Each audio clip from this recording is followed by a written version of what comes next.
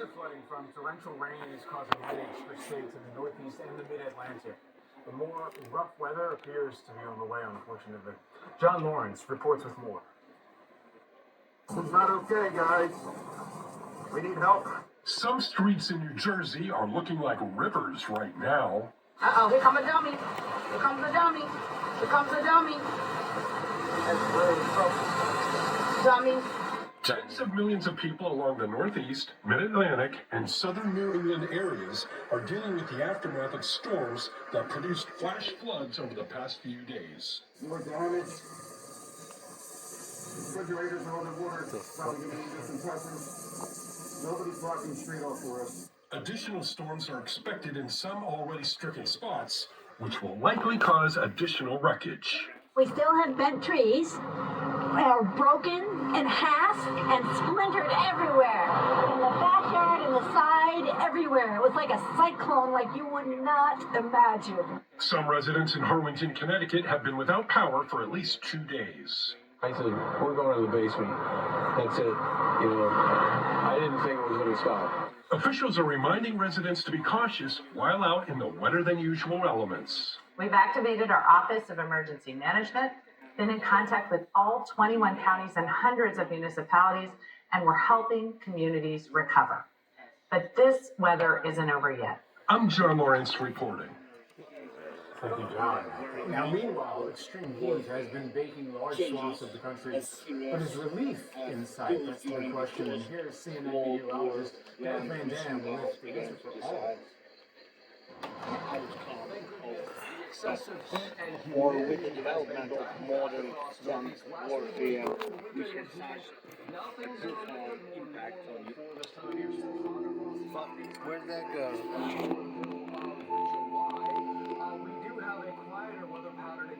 Where the hell did that go? No. Where the hell did Zelensky go?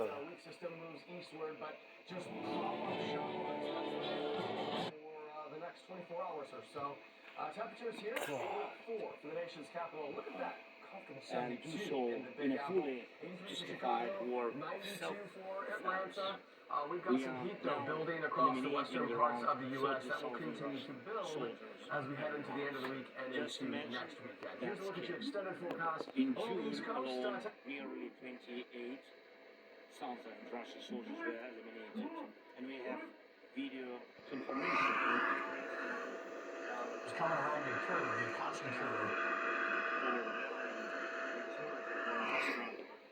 Discussed here. You've got wars. And frankly, we take no pride in this. We are saying to show what modern war looks like. A war we did not start, but one we are forced to fight. Our country, That's as our loud people, our as I can get that. every day, this war also sees a massive amount of logistics, I can get that funny loud. facilities destroyed. And again, we do most of it with drones. At the same time, we are carrying out a campaign to secure the Black Sea using our naval drones. These are not just strike platforms used to destroy Russian warships at sea. Our naval drones have already evolved into multi-purpose platforms that can launch strikes from the sea against different targets on land and in the air.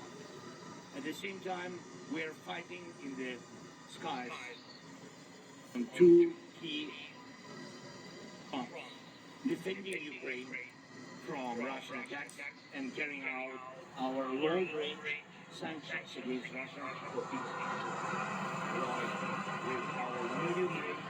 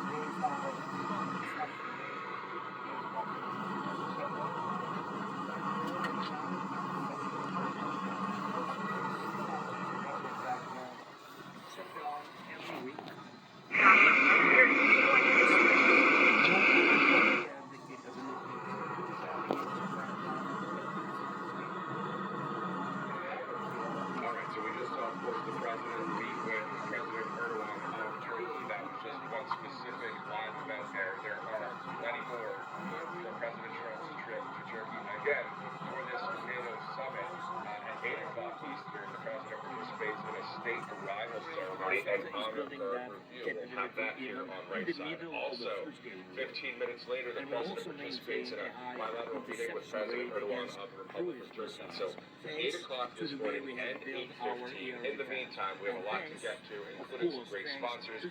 Let's start out with allfamilypharmacy.com/RSBN. As you see there, all you have to do is go to allfamilypharmacy.com/RSBN. Today's the last day of the buy one, get one free sale. Our friends at All Family Pharmacy really kicking off the whole Independence Day holiday with their biggest sale of the year. And if you're thinking about getting prepared, you don't right to live outside NATO, a country, and a people with this level of defensive capability. If we already have these capabilities, if Ukrainians already know how to fight like this, then it does make sense for these capabilities to become a part of the And it does make sense for these capabilities to become a part of the allies' collective. We're going to have cameras all over that would make all of us this summit. So as it gets underway, we're going to hear from Zelensky, the president of Ukraine. We'll bring those comments to you, assuming they are in English or there is a translation. Again, though, you can see photographers taking photos there of President Trump alongside the president of Turkey. We're going to get a lot of these all throughout the day, and there is expected to be in just about an hour a bilateral meeting that takes place between the two leaders. Right now, as we're pretty much getting this feed from afar, we are going to take the time to take a quick break, but we will be right back with more coverage here on Live Now from Fox.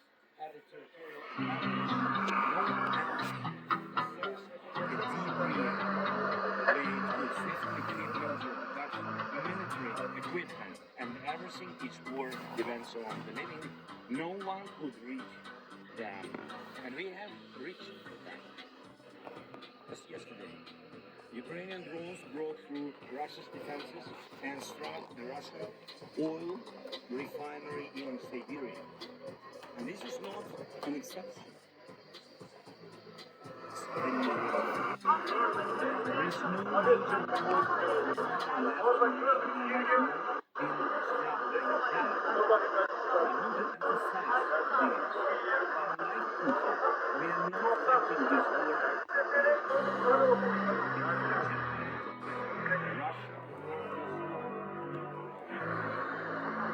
It's killing our people. It wants to destroy our independence, and we are only defending. From the first day of this war, we are defending ourselves, and we are raising the cost of this war for Russia, and by doing so, increasing the changes of peace. We are able to do these things thanks to the hundreds of thousands of Ukrainians working in our very important defensive sector, and the hundreds of companies producing every time more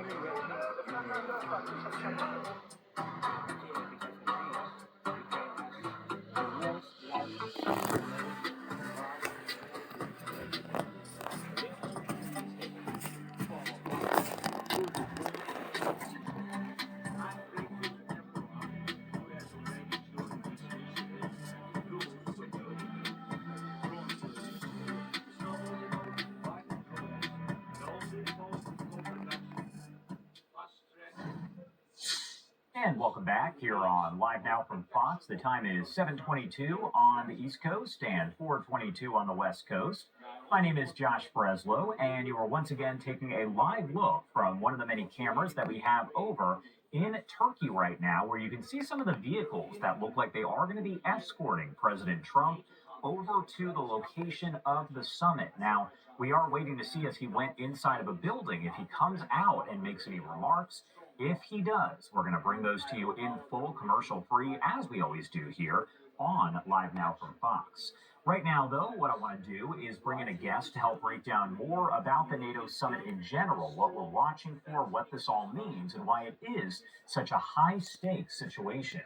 We do have Henri Barkey, an adjunct senior fellow for Middle East Studies at the Council on Foreign Relations. He's also the professor emeritus or a professor emeritus at Lehigh University. Thank you so much for taking the time to be here with us today. And first off, Henri, I do want to ask you kind of about the overall significance of President Trump being at this NATO summit. What is it that